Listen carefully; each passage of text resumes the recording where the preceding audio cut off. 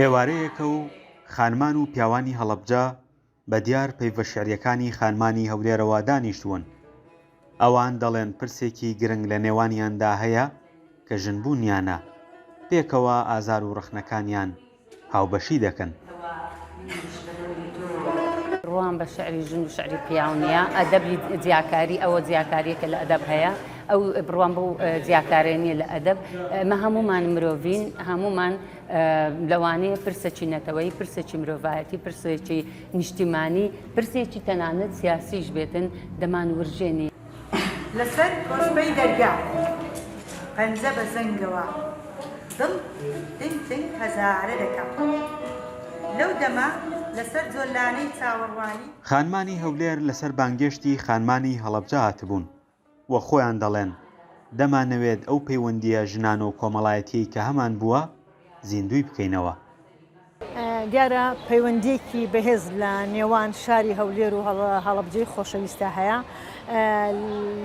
لە سەبارەت بەم مێژینەیە پێمان باش بوو پەیوەندیەکە زیندوو بکەینەوە. دیارە بۆ خۆتان نەزانن پەیوەندی کۆمەڵایەتەکان زۆر دوورکەوتوێتەوە.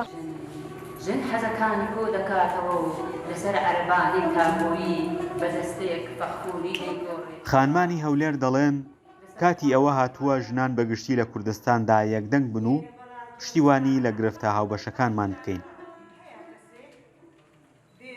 ژنانی کوردستان هەموو یەک حانەتیان هەیە، پێویستە ئەمە یەکگرتوو بین لە هەر هەڵەبجە بیتن، هەولێر بیتن، شارێکی سلێمانی بی، هەر چێندر بیتن، ژنەکان دەبی یەکگرتوو بن و ڕاو بۆ چوونی خۆیان بگۆڕنەوە هەتا بتانی هاوکاری یەکدری بکەین.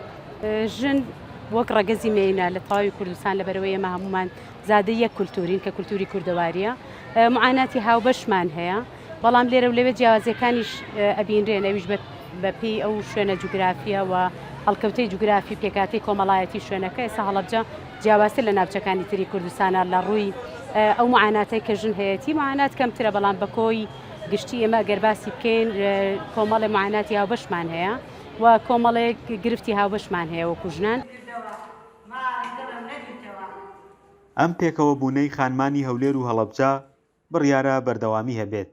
لە قۆناغی ئایندەدا ژنانی هەڵەبجەش دەچنە هەولێر و چەند چالاکیەکی هونەری و ئەدەبی ڕێک دەخەن. فەرحان هەورامانی، دەنگی ئەمریکا، هەڵەبجە.